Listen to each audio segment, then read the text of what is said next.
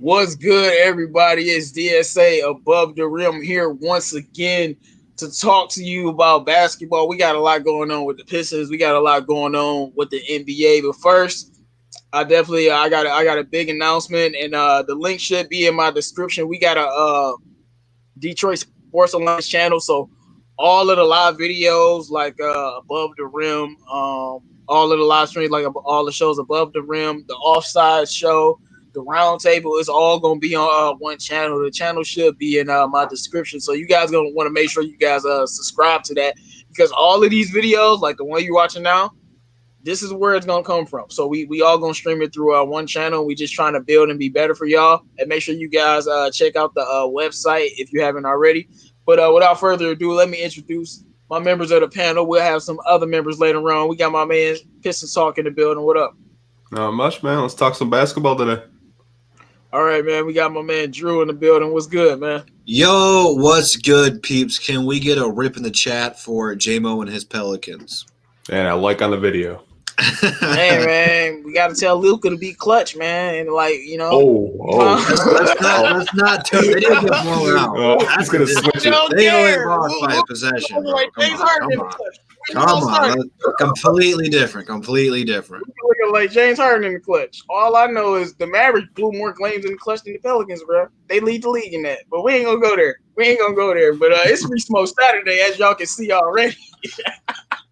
It's Free Smoke Saturday, y'all. What's good? And the channel should be in my description, B-Ball Grasher. It should be in the description, man. But all right, man.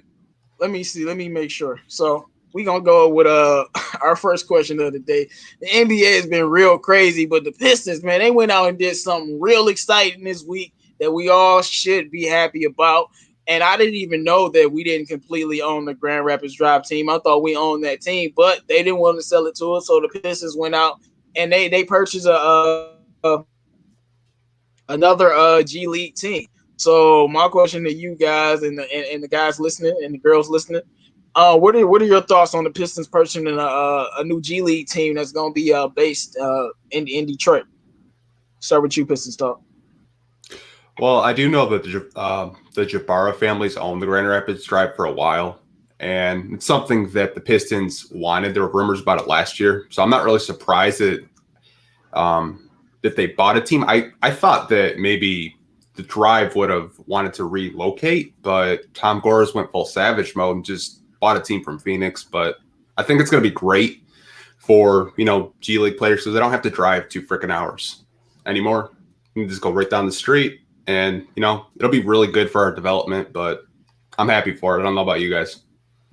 And they're going to put it right over by, the little Pistons new facilities that they got in the area. Oh, I love it. And I kind of don't like the fact that they didn't like want to like relocate. Kind of made like, and I'm like, we're the Pistons. If y'all don't relocate, y'all going to be irrelevant. Nobody cares about. I didn't even know the Flint Tropics had a team until Drew brought them up. So nobody's gonna care about the Grand Rapids team, or like they only gonna care about the Detroit team. And then now it's about to be in Detroit, and I think that's definitely gonna up the amount of people that's gonna be at these games. Now it's gonna be a lot of people at these games. If I have time, I might stop by because I live close in that area. I might stop by and catch a game because the game is there. But when you in Grand Rapids, you cannot go catch no games. Like, I'm not about to drive to Grand Rapids to come on. I won't even drive to Lansing to watch some games. I don't even like going to Ann Arbor to watch Michigan play. You think I'm going to freaking Grand Rapids? No. Well, we got Bravo in the building. What's good, Bravo? What's going on, everyone? How's everybody doing? We doing good. But right now we talking about the Pistons purchasing a new G League team for Detroit. Now everybody asking the name of the channel is the Detroit Sports Alliance channel. And again, all of our videos, Above the Rim, the Offside Show, the Roundtable, every show that we do every week is going to be coming through one channel. And this is the channel. The channel is in my description, right? As soon as you click on the description, it literally says DSA channel. You click on the channel. It's called Detroit Sports Alliance. Make sure you guys subscribe. But Drew, man, what's your thoughts on the Pistons purchasing the new G League team? I absolutely love it for one big reason. Now, I'm not saying Seku's going to go back down to the G League, but say we draft another player like Seku where they want to play him as much as humanly possible so that way that player has more time to develop. Now, you come back from a road trip, you got a game tomorrow, you had a day off. You can now send that player right down the street to go play some games and then call him up tomorrow and have him be available for you in the next game. This is perfect. This is awesome for the Pistons because, believe it or not, I don't know how many of you guys in the chat travel a lot, but it does take a toll on you, man. There's a thing called jet lag, road fatigue. It's a real thing. So say you're on a West Coast trip, you come back, they send you down to go play in Grand Rapids and then call you back up. Like, Grand Rapids is really, really far from Detroit. So if you got to go there, come back the next night, after coming from a road trip, you're going to be exhausted. So you're not going to have your legs underneath you. Now, since it's right down the street, it's amazing. Like Jimbo said, it's going to be right by the new practice facility. So now you can have some G League versus some Detroit Pistons scrimmages. Beneficial for both teams. You get some competition. The G Leaguers are going to want to play against the best talent in the league. Not saying that the Pistons are the best team, but they're better than the G League team, if you know what I'm saying.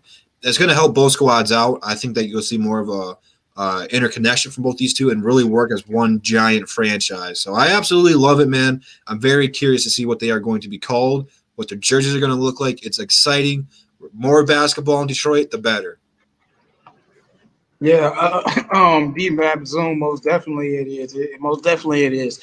But Bravo, what do you think about the Pistons purchasing new G League team? I think it's a good move. I mean, even for me, I'm a fan. I'm a Detroit Piston fan. Talking about me personally, I went to some games for the Grand Rapids just for the sake of seeing Sekou last year, and I was so interested in Sekou, and I was interested in Jordan Bone. So I went only for a couple of games, not a lot, but it was like about away from Ann Arbor. It's a little bit of long distance, and I really want to watch the G League guys, like especially like the two-way players. I'm really interested. I like the drafts in general. I like rookies, I like young players. I like analyzing the college basketball players. So when you tell me there's like a players in the G Leagues playing like Sekou or Jordan Bone, I'd be excited to go and watch them. Matter of fact, I would at some point in time I was not interested in going watching the Pistons. I was interested in going watching Sekou and Jordan Bone and Luke King because I really like young players. I love the process of. I trust the process. I love the process. So I think it's a good thing moving to Detroit, closer to the city. It will be interesting to see how many people are going to attend the stadiums. That's the only thing, but we'll find out. Well, if we get some high prospects, it'd be packed in there. Because I'll tell you this: if Sekou was here, probably would have been at like half of his G League games. Like, what you mean? I probably would have been there a lot. Especially in this area. I'll be like, I don't got nothing to do. Let's see if Sekou playing today. Oh, he playing. Let's go right over there. Like I would be watching them a lot. So, and I think we got some nice young prospects. Even if it's not Sekou, I would go to watch Jordan Brown and guys. And we back when we was developing Bruce Brown and Curry Thomas and Svi, and they spent their time there. I would love to go watch some of our young prospects. Like, even though I hate them. Like, whenever Davidas or Trashes come out, I would like to watch him in the G League. I gotta see with my eyes, is Davidas or Trashes, or is he getting better? Because if you look at Davidas now, he got tats on. He look like a little Tyler Hero type dude. So let's see. Remember when at some point there was some point of the season the Pistons sucked so bad, and the G Drive were winning, and it was a lot of fun going watching some games for the G Drive. Yeah, man, and it's just about the players they've had. Shout out to everybody in the chat. Make sure you guys like the video, and if you stop by, want to dislike it, we love the views. We love all the support we get, positive or negative. It helps us grow. And if you're new to the chat, I want to let everybody know again, we got a new Detroit Sports Alliance channel where all of our live streams, Above the Rim, and the Round Table and the Outside Show will be coming through one channel. So you want to make sure you want to subscribe to that. It's right in my description as soon as you click on it. But we got CA3 Sports Talk in the building. What's good, man? What's going on, man? Ready to talk some basketball? Ready to talk some basketball so we can destroy how trash Alvin Gentry is, because he's the worst coach I ever seen. But don't worry, it's Free Smoke Saturday. I'm ready. I literally want to do a rant on how trash Alvin Gentry is. Never in my life. Don't get me started. But CA3, man, we gonna get your thoughts on what's your thoughts on the Pistons purchasing the new G League team based in Detroit. I found it very interesting, but it was a very good thing. I for sure thought the Pistons had full control of the drive, but they actually didn't. But it's a very great thing that they brought the G League team to Detroit because some G League players, a lot of two-way players, they tend to sometimes they play games. They'll play a team with their G League team, and then sometimes they'll be called up. Sometimes they may get called up to the team the day of the day that they play with the G League team. So with them being in Detroit now, it's going to be way easier to do something like that. So let's say if I don't think they'll put Seiko in the G League, but let's say if they got some other good two-way player that they want to play in the G League, and and they want him to play for the Pistons that same day, you're able to do that way easier with the team in Detroit. So I think it's a very good opportunity. I think you'll get more fan support, and it'll just be easier for player development as well. Just everything will be easier. Yeah, man, and I think it's just good to bring as much activity, to close to the heart of the city as possible. But now it's another thing with the G League team. Now that we're gonna have a new team, the team is gonna have a new name. So I want to discuss what do you think should be the new name for the new team? Now this is something that I'm not gonna overthink, and I'm not gonna think long and hard about it. Man, simply put, I'm saying mine for last. But anyway, we got Bravo, man. What do you think the name should be? I actually sent they have a competition on the Detroit Piston website. You can send the nominees. I sent a couple, and one of them is I like the Detroit City Engines, something like that. The second one, but I like this one the most, Motor City Chainsaws. Hey, I like that name. That's weird. It's a weird, but no, you say it's a weird name until they'll be like, bro, the chainsaws just dropped 30 on them, dog. Like, dang, bro, we can't fuck with them. The Detroit chainsaws, man. You don't want to mess with them. Hey, that's gonna be dope. But Detroit Drew, man, this is your question, man. So, what do you think? What do you think the name should be? I have thought very long and hard about this one. What better way than having a new team in Detroit be called the Detroit Drews? I think it fits. Drew bugging. You will sell jerseys off the shelf left and right. You won't be able to keep them in stock. Detroit Drews is what will sell. It's what the people want. Wow. See, I'm going to just be simple. I'm going to just say the Detroit Knights and leave it simple. I'm going to just leave it like that. Call them the Knights and call it a day. I mean, our last team was called the Drive. Like, come on. like stick with something simple like the Knights or something like that. Not something crazy like the Drews or the Chainsaws, even though I like the Chainsaws. But Pistons Talk, man. What do you think the name should be? There's only one correct name, and that's the Detroit basketball team. Come on, man. I like it though. We've only been on for not even 15 minutes yet. I'm about to go. That was worse than Come on, man. Watching the football team. I can't believe I didn't think about that one though. That was that's good though. That's a great name. I was just joking. I don't know, maybe something like Detroit Firebirds, Motor City Muscle. I don't know. The Detroit Round Balls. I mean, I'm gonna be pretty simple though with my name. I noticed there's a G League team named called the Windy City Bulls. I mean, you could just make the team the Motor City Pistons. Just make it simple, man. Okay. Yeah, would like to get a different name though. Motor City Mustangs, Motor City Transmissions. Y'all fooling now. Like, I don't know about the transmissions one. I like the Mustangs though. I like that name. I don't mind. I know. Here's the thing about the Mustangs. Okay, it's a cool name. But I'm tired of having Fords run Detroit sports. Let's keep that. Man, chill on the Mustang, man. We can go Motor City Camaros. Oh, heck no, that's much worse. It doesn't roll off the tongue like Motor City Mustang. That don't even sound right. Motor City Mustang sound good. I'm a support the Detroit Knights, of course. I like the Chainsaws as well. Motor City Chainsaws just sound ill. I'm gonna be honest with you. Motor City Chainsaws sound ill. But All right, guys, we gonna move on to the next topic. Just one thing. Have you guys seen the Washington Wizard G League team? The name?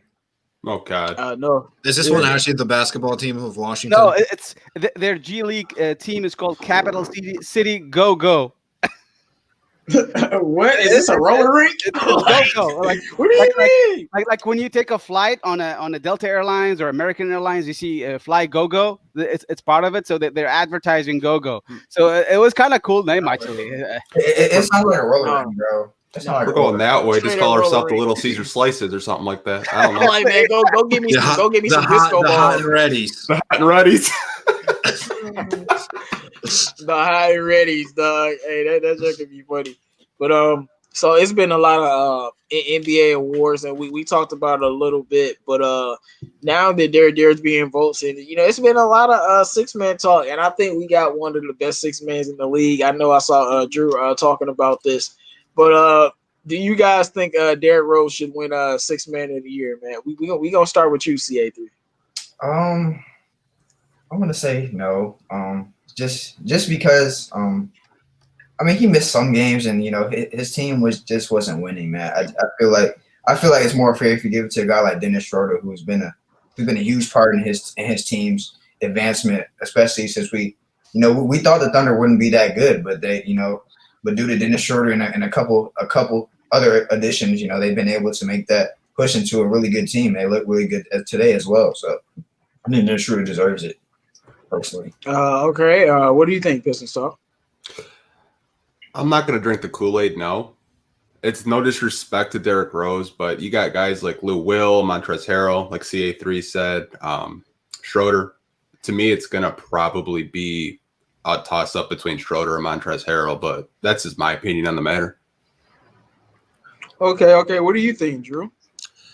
Well, you have to look at what the NBA does for voting, and a lot of it outside of Rookie of the Year is – a lot of it's based on wins, MVPs, All-Stars, all that stuff's based on wins.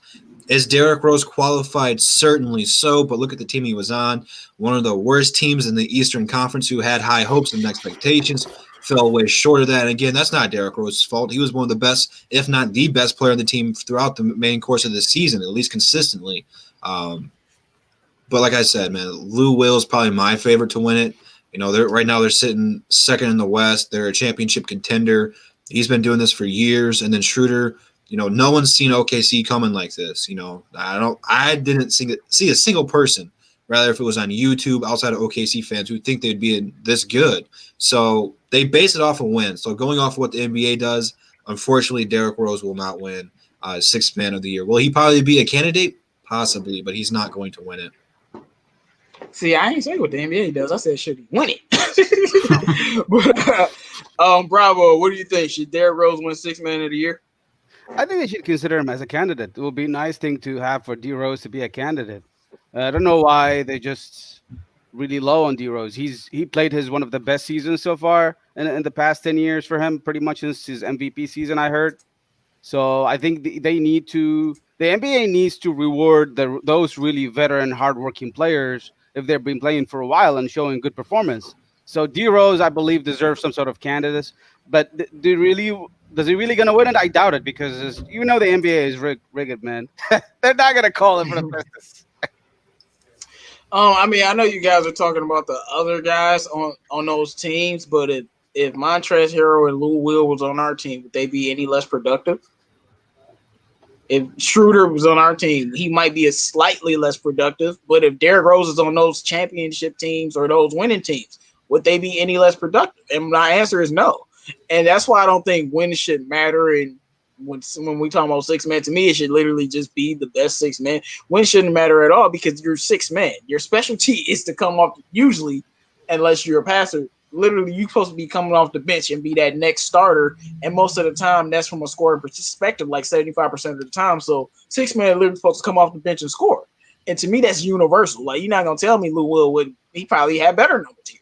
So coming off the bench. So, and you put Derrick Rose up there. I think a lot of people are leaning towards Montrezl Harrell, and I think he's the one that's going to win it. But I think he should be top 2. And Lou Will wins it every year. Derrick Rose gave you 18 and 5 assists and had those stretch of 20-point games. He had the game winner. You know, Derrick Rose, he was balling. No matter what you want to say, he made you want to watch the Pistons just because he was in the game. So I definitely think he should be considered. I think it should either be him and Montrezl Harrell. Of course, that's not how it works. It'd probably be Montrezl Harrell anyway. But I think he definitely should be in consideration because I don't think that it would have changed. You know, he's been consistent. We seen him do this the year before, and he only just followed that up being the same kind of player. And he didn't miss that many games to where I think it should affect his like where he should be. But all right, man. Now we got to talk about the NBA because the NBA has officially returned, and we've been excited. We've been waiting on it. We've been waiting on all of these games, and my question to you guys is like, what do y'all think, man? The NBA, what is your thoughts on the return of the games, how the games were, you know, the intensity, and what do you think about some of the teams now that some of the games they play? Because I think a little bit about these teams that's going to be in the playoffs now, just watching some of these games, because some teams have had people sit out and not play, have had injuries. So we're going to start with you, Bravo. What's your thought on the return of the NBA in the current games?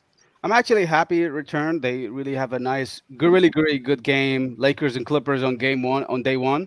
I really like the game. I did not watch the full game, but I watched the second half, a lot of the fourth quarter. So it was really intense. And even the score was low, but it was a good game. And the issue is a lot of teams see that they play good. The next day, they don't play good. Like it's part of the being away from the basketball, which is expected. So you can see the Pelicans played really good yesterday, a few days ago, but they really didn't really play good today. And it's effort issue. So the thing is, it's they need more pretty much reps before they get into the game. But I think that these scrimmages did help a little bit. So hopefully we'll see better games. I'm really happy for it. Well, I'll say this. The teams that are playing better are the teams who are more prepared. You're talking about the Pelicans. Well, their coach is an idiot. First, he was like, yeah, I'm not going to play y'all that much in the scrimmages. I'm going to hold y'all out. And then they come out flat at the beginning of both games because players are conditioned. We watched Brian play damn near 4 quarters in the scrimmages. James Harden was in the 4th quarter in one of the scrimmages. This is how you spoke. This is what the winning teams want. And they started off wrong, and now they in this situation now because he put out the worst lineup I've ever seen. You had Zion on the court with absolutely no starters. You had Frank Jackson at point guard. Frank Jackson, man, Lewis King better than Frank Jackson. Did he freeze up? Maybe he'll be ready, you know, a couple years or something. But at this point in time, he is just not ready to be on the court. One of the worst lineups I've ever seen. But besides this game and OKC game, which was a blowout, because those have been the only 2 blowouts, all of the games have been pretty competitive. But what's your thoughts on the NBA basketball and it returned in the current game, CA3? Man, it's been very entertaining. Especially to have some sports on during the day. You know, especially since at this point in time I'm not in school, so you know I have a lot of free time. So it's nice to be able to watch some games, you know, when I have some free time. But you know, it's been pretty nice, you know, and some teams have surprised me a bit. When I look at I remember I watched the Portland Trail Blazers game versus the Grizzlies game. the Blazers, I mean, tomorrow I'll be able to kind of decide where I think they're gonna go, but. If they're able to play well tomorrow, but I think the Blazers, man, if Gentry keeps who they play tomorrow, they play the Celtics tomorrow. But if Gentry keeps messing up, man, I think the Blazers are gonna steal that A spot, man. If Gentry keep messing up, because I mean, the way I feel about it is, if it ain't the Pelicans, it's gonna be Memphis. I don't, bro. If the Blazers and Memphis get into a play, and I think the Blazers win that, bro. I don't think so. Blazers got to beat them twice. I think Memphis beats them at least once. Memphis only got to beat them once. I definitely think Memphis beats them because you got that game went to overtime. Mm-hmm. And they're only. And John Morant didn't even play well. So you know. I mean, the thing is, I definitely. It's a possibility they could catch up to them. That's the thing. They're only 2 games back. So I mean, it's it's a possibility. But I mean, my thing is, I think they could steal it. I mean, it's just the fact that they have a lot of veteran talent and people who've been in that situation. I mean, but another team that looks really good, man. OKC, man. OKC, that's just a solid team. They're just a well-led team. Like the way CP3 leads that team, it just makes them so good. And then of course, the Rockets. You know, the Rockets versus Mavs. That was one of the best games I've seen all season. It was very entertaining. No defense was played, but it was still a very good game. But I mean, that was a social distance. I mean, their defense played down the stretch. I mean, by the Rockets, but the Mavs played no defense throughout the entire game. But but like I said, man, that small ball lineup. I mean, I tried to tell Drew. He got Chris that 7-2, 7-1 for Porzingis, and he don't want to go down on the block every single time and take advantage because, like, PJ Tucker gonna get up in you, and you're not gonna like it. He did the same thing to Anthony Davis. Like, he gonna get up in you. Yeah, but hold on a second. Before we get carried away here, I like Dallas, but right now they're the seventh seed. You know, they have a lot of things to prove on. And Porzingis has never really been dominant. I mean, he had 39, but it was like he was shooting threes, and it was like the quietest 39. I bet you only like five scores max came from him scoring on the low post, taking advantage of his height. I think really though a part of that is him coming off that ACL injury. You know, once he tore his ACL, like back when he played in New York, man, he was doing a lot of putback dunks and stuff. And he really hasn't been playing like that since he's come back to that. Hey, it's not an excuse. He needed to go down. He looks good. He looks good. He played phenomenal. This man was averaging 29 when Luka was hurt. I didn't say he was playing bad. I said he's playing different. I said he was playing different. I said he was playing different. I did not say he was playing bad. Let me finish. I got more to say. But the Rockets look good, man. The small ball lineup is better, man. You guys keep talking about Clint Capella. He hurt their offense. He hurt their team. To be honest with you, he hurt their team more than helped their team because Clint Capella. First of all, he's soft. Let's get that out of the way. Second of all, he hurt their offense because Russ can't play his game because you have the guy on the block, and every time Russ gets in the lane, his man's gonna drag in and help. And also, people overreact about the small ball defense. The defense is actually it's not that bad. It's just sometimes they get killed down low, but to me overall they didn't really get any worse or really any better. I mean their perimeter defense is 10 times better with the small ball lineup.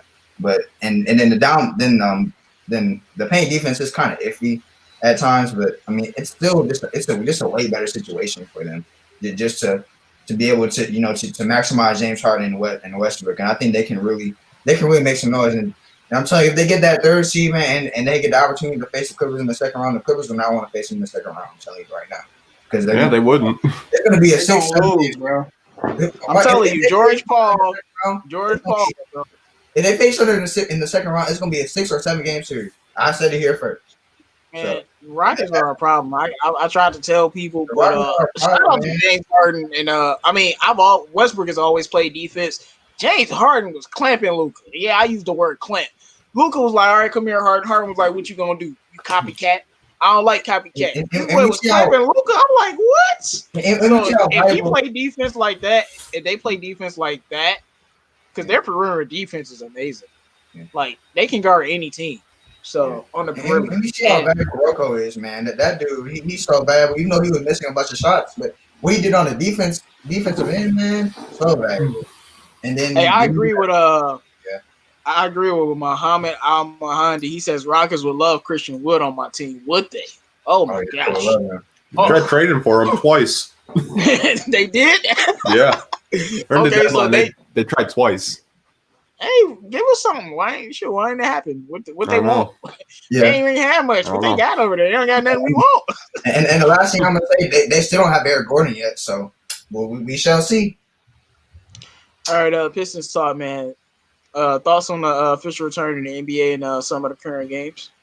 Well, outside of today, I mean, the games were actually close. Like the Pelicans game was a blowout. Miami pulled away with the Nuggets. But, I mean, every game has been so competitive, and it's just so fun to watch. I was actually scrolling on Twitter, and the ratings have actually, tripled of what opening night was. So that just tells you how many people are actually watching the basketball games. I know Drew has mentioned about the ratings before.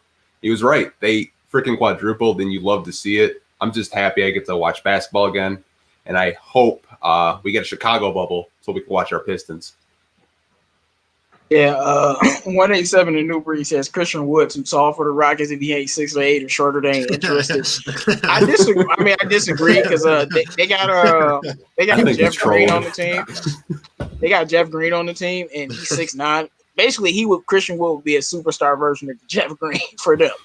You know what I'm saying? So they would love Christian. Like if they had Christian Wood, I might be like they went the chip. Like I'm gonna be one, and I'm not saying Christian Wood is all world, but when you add him to James Harden and Russell Westbrook with his skill set, it would be a nightmare. But all right, did everybody go on that? Drew, did you talk about? I have not. First and foremost, I called the ratings on this one like as soon as the NBA shut down, which just solidifies that NBA should listen to me, the G League should listen to me, gives you more of a backpedal to stand up for the Detroit Drews for the G League team. But nevertheless, let's go ahead and talk some NBA. Man, these games have been terrific. It feels like playoff basketball because all these games have meaning. Like we're watching the Pelican game right now. We've been talking about this one, so let's stick with this. Like this is a tough loss to them. Like they don't have a lot of wiggle room. They have some, but to get blown out like this against one of the top teams in the Western Conference, I'm not even saying they needed to win, but you have to be competitive here. You have to be in these games to show that you have fight. Coming out losing to two teams, they should have won the Jazz game. They should have. They should have been more competitive in this one. That's not really saying much. But when you don't come out here and you don't take this serious, whether if you want to blame the coaching or the players if they're not in shape, you have to be. Like, this is the season, man. This is what it's all for. Maybe it doesn't feel like the playoffs atmosphere, but this is. You know, they got virtual fans out there. You don't got 20,000 people screaming, booing, cheering for you. It's not there, so it's different. But you have to come out here with the same focus, and a lot of these guys have. These games have been fantastic.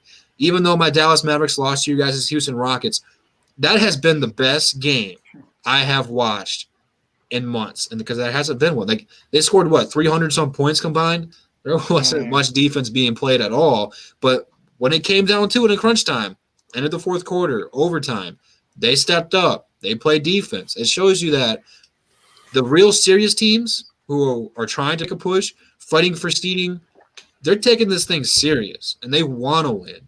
And when you're getting the best players wanting to win and compete at a high level, it's great basketball. This has been some of the best stuff. This is beautiful, man. I'm loving the games, man. I don't care. Like I watched Boston and the Bucks play. Really fun, entertaining game, man.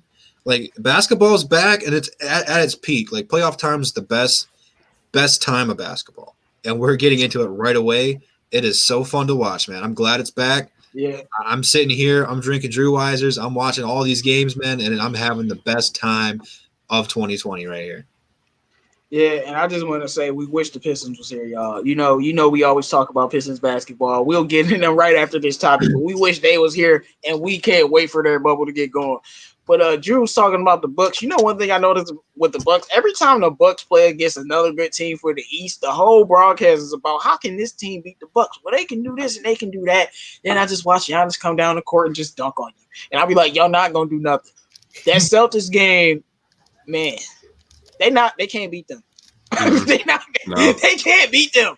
Like, and I keep trying to tell you, Jason Tatum is not a good enough player to overcome Giannis. He's just not. Kawhi was because he's Kawhi. They don't got a good enough player. Like Philly, they got Embiid, who's almost as good as Giannis. So if they put a team around him, they could beat the Bucks. But other than that, they not doing nothing. I mean, the best defender for Giannis they have from the Celtics, really, if you think about it, is Marcus Smart, bro. That's their best defender for Giannis. Right, Marcus Smart, man. Mad respect to him. He was out there locking up. Mad respect. But all right. So I did want to say, man, the games have been exciting. Like I said, I wish the Pistons was playing. You know, I don't really want to talk about these other teams. Of course, you know, I like, you know, Lonzo, Drew likes Luka. We have players, but we at the end of the day, we care about Detroit Pistons basketball the most. But I will say these games have been great. Like as we said, outside of the flu blowouts, they've been great. And my thing is, I think the games are gonna get better because we've seen a lot of players, Mitchell, Tatum, and like others struggle early on. Even LeBron, So I think, once like game 4 and 5 start, I don't think we're gonna see any more blowouts. I think every game is gonna be coming down to the wire, because once we get to like that 5th seeding game, and it's just gonna ramp up for the playoffs. I'm just very excited to see the NBA back again. Like, all the anger I had for Alvin Gentry being one of the worst coaches I ever seen, I miss that anger, man. I ain't been mad about an NBA game in so long. Like, when the last time you had to be like, Casey, why is he still on the court? Like, I just miss complaining about Casey, bro. I want to see them play basketball. You know what I'm saying? A good love-hate relationship. Hey, man, look, I cannot stand them and then still enjoy the entertainment. You know what I'm saying? It's still like, now you can still enjoy the product and then be mad with the results, but still enjoy the entertainment. And I just got a feeling that the games are going to get much better. And I like what the NBA is doing. I think they shattered the mold a little bit with the bubble and having all of the players safe. And I think it's good for everyone. But absolutely. Well, look at the MLB though. They've gotten like 10 players test positive for this stuff. Like, they're talking about shutting the league down. Like, whatever the NBA did their research and has just hit a home run with this, man. Like, no pun intended.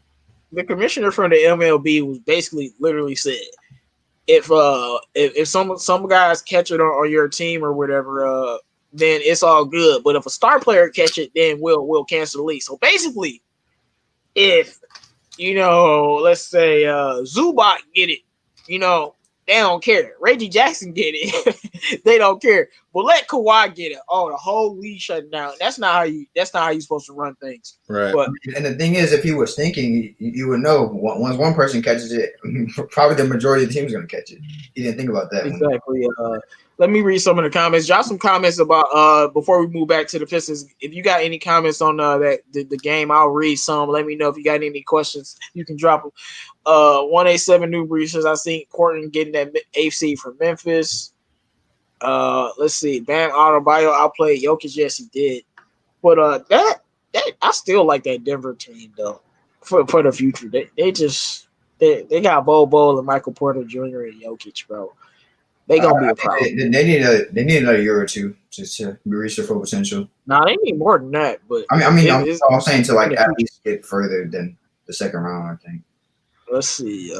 James Willis says, after I saw Harden play, I don't think the Rockets need Wood. No, they need Wood. I mean, it wasn't like they barely beat they barely beat Dallas. They having Christian Wood will be it's about like matchups, and they don't have that kind of matchup. They have Rocco. Obviously, he's a way better defensive player, but he's not. He can't give them that offensive matchup. Imagine you sit Rocco down, and now you can bring in Christian Wood with Westbrook and things like that. Somebody he can lob the ball to. I think that'd be a really good. Let's see. I saw the latest prediction for the Pistons is Halliburton. I hope not. Unless we like pick it at 10 or something. A lot of the media guys are high on him. I don't know why. A lot. It's not only the media guys. I know you like him, Pistons Talk, but I don't see it at all. And when I say I don't see it mean we should be taking a lot of guards before him. Yeah, I'll take Carl Lewis over him. I'll take Carl Lewis.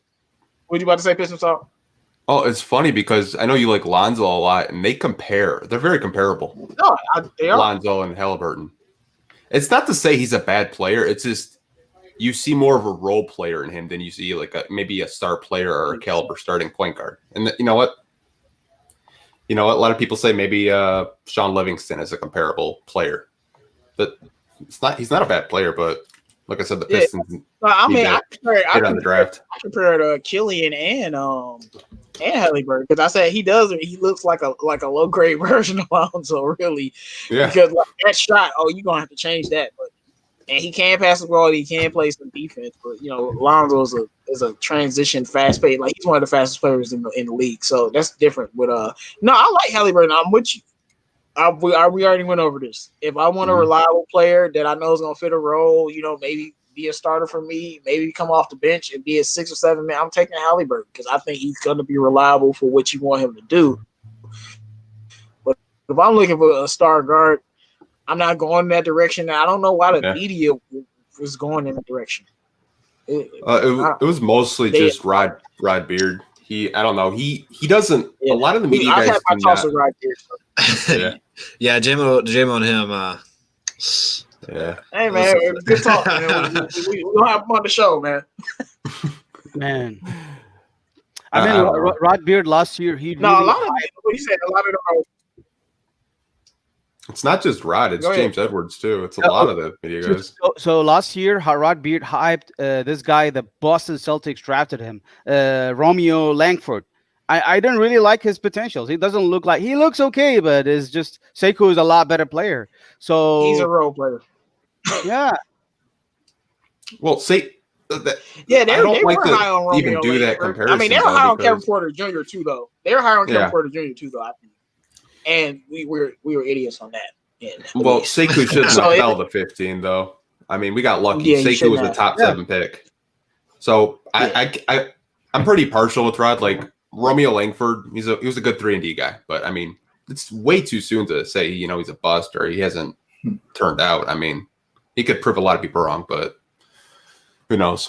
No, just No, I'm it's saying, way too soon. He's a rookie, right? Yeah, I mean, So I'm not writing him off, but yeah. I would rather have some other guys over him. yeah, some of Oh, the for reporters sure. like overhype some of the players for unknown reason just because of the fact they like them, and I don't feel like this is good because it doesn't look like they watch mock drafts or to follow like really read those close websites like Tankathon. They just do like random. They just like their guys. Like they like Halliburton for some Yeah, reason. you know, it's funny. I consider myself unbiased with a lot of these because to me, I just look at the player and what I think they'll be able to do. That's why I'm so high on guys like Melo and Even Lonzo coming out because I know what they can do. Oh, a pass point point guard that's going like who throws those passes in the league like Lonzo? Nobody. Nobody throws those passes. When I'm looking at guys like I knew De'Aaron Fox was going to be good. I knew Jason Tatum was going to be good before, and it's documented. So when I'm looking at this draft, Anthony Edwards is going to be a beast. Obi Toppin is going to be good. So Killian Hayes is going to be good. So and then I'm looking at guys like Kira Lewis. I like him. So when it comes to Halliburton, I'm just like I'm not taking him over Cole Anthony at all. The thing is with Halliburton, I mean, I don't really question if he's going to be. I don't think he's going to be a bad NBA player at all. It's just like I don't really see him being that much better than a really just good role player. To be honest, that's the only thing with him. I don't know. He might be able to be a starter if he really develops. He could be a starter, but I don't know about like an all-star. That's a little bit different. Barry Spence says Killian is just so young. Feel like he could be 3 years before major impact. We will be transitioning out of Blake Aaron by then. We'll be ready to do some things. Yeah. So I've been looking into Killian a lot more. I'm struggling with him and LaMelo. I'll be honest because I like both of them so much. Besides Anthony Edwards, we know what he's about. But looking at Killian, I know he been playing overseas since he was 16 years old, and when he played in the EuroLeague, he had 60 assists.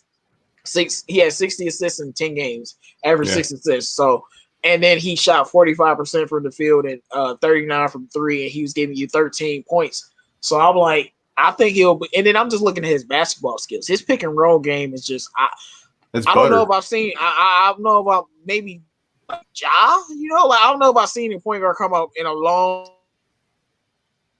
We just talking about strictly pick and roll. Pick and roll game is just like you said, it's butter. Like, yeah, that's Luke Kennard. Oh my god! Imagine pick and roll with Luke Kennard. Like, King is gonna be like, so yeah, should we double both of them? Because Luke's coming off the screen because you can't leave Luke, and then you're gonna have Killian. So, I think he's a lot further along than we give him credit for. I really do. Because these players playing overseas, they can transition easier. Maybe not start day one, but like I was with Sekou, I think he's a little bit further along. But once you get like second month into the season, he should be starting. Like, definitely. If not at first, maybe the first 20 games. Yeah, I think he's much more NBA ready, much more NBA ready than we give him credit for. So, all right, on to the next question, you guys. All right, so there has been some exciting reports. I mean, we've heard trade rumors. I know Pistons talked about the trade rumor for Giannis. I don't even care what it is. Whatever they want, you can have it. Like, what OKC give up Paul George? You can have that. I'm giving up that package that four first round picks and 2 great players because they gave up Sean Gallinari. So if you say you can have Giannis, I need 3 picks about you. I need Sekou, I need Luke, I need Bruce. If you want Svi, I can't give you Svi because I need a shooter for Giannis. So I had to give you somebody else. And hey, it is what it is. That'd be very exciting. But the most exciting thing for me that I've heard is Miami was having a little bit of money and cap issues. And there's been rumors and reports that maybe they won't sign Bam Adebayo. And this was something that I just couldn't believe for the life of me. But I do know with money, sometimes a lot of good players, because of money situations, they don't be on teams. And they're it's been reports they might not re-sign Bam Adebayo. So my question to you guys, if it's Christian Wood or Bam Adebayo, and we got to sign one, because I don't think signing both would actually fit on this team. I don't think that would fit at all. So you can only sign one of them, Bam Adebayo or Christian Wood in free agency. If they actually let Bam go, because it's very, very, very likely. I was just at least a 50% chance. I can't believe it because he's so good, and they drafted him to let him go. But it happens all the time. So we're going to start with you, Bravo. Bam Adebayo, C. Wood. Who are you taking? I'll let you guys go first. I'm not going to talk. I'll talk later. Okay. Go ahead, Drew. Go ahead, Drew. Let us know. Oh, come on, Bravo. What you got? Cold feet? I'm going to say something controversial, maybe. I don't know. Oh, boy. It's going to be one of those episodes. Oh, boy. First and foremost, he about to say Christian Wood better than Blake Griffin. Oh, boy. No. Let me get this off the way first. When I made this video, was it this week? A lot of Miami Heat fans were like furious that this was getting reported, that they didn't want to believe it, that they don't think Pat Riley's going to let him go. I don't know. I'm not watching Miami. I'm not involved with Miami's moves as much as I am with the Pistons. Do I think they might let him go for nothing? I seriously doubt it. But if I ever to go to pick either one of these guys, look, both these guys are great players. Bam, all-star. Christian Wood, he's improved so much.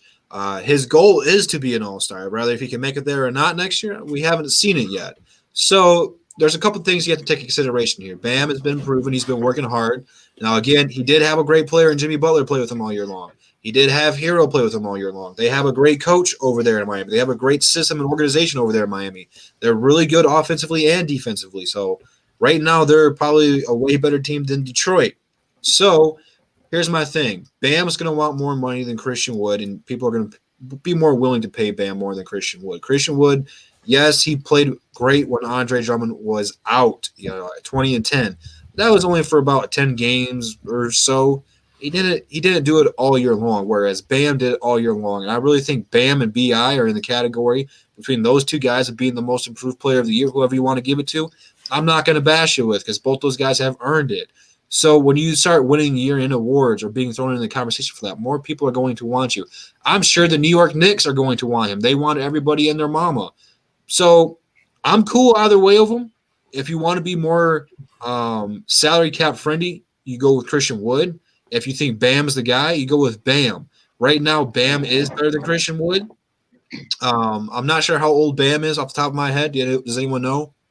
Off the top of Bam my is head. like 23. He just turned he's like in his 3rd or 4th year. He's like in his 3rd or 4th year. Like, he's young. I mean, both these guys are young. So either way, you can't go wrong. Bam right now is better than Christian Wood. So right now, I have to go Bam.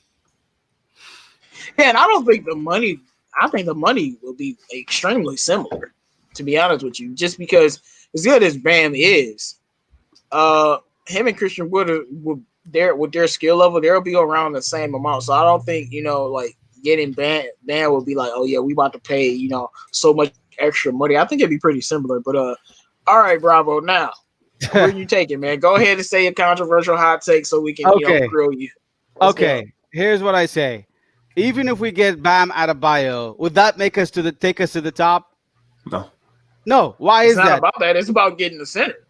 Okay, if we get Bam Adebayo, let's say how much depends on how much he's worth. Let's we get Bam Adebayo. Is he going to take us to the top? Are we going to win like division or something?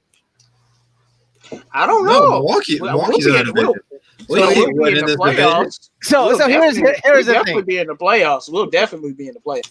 Let me tell you something. We get Bam Adebayo, we're not gonna win. The reason why we don't have a point guard that makes play for Bam Adebayo.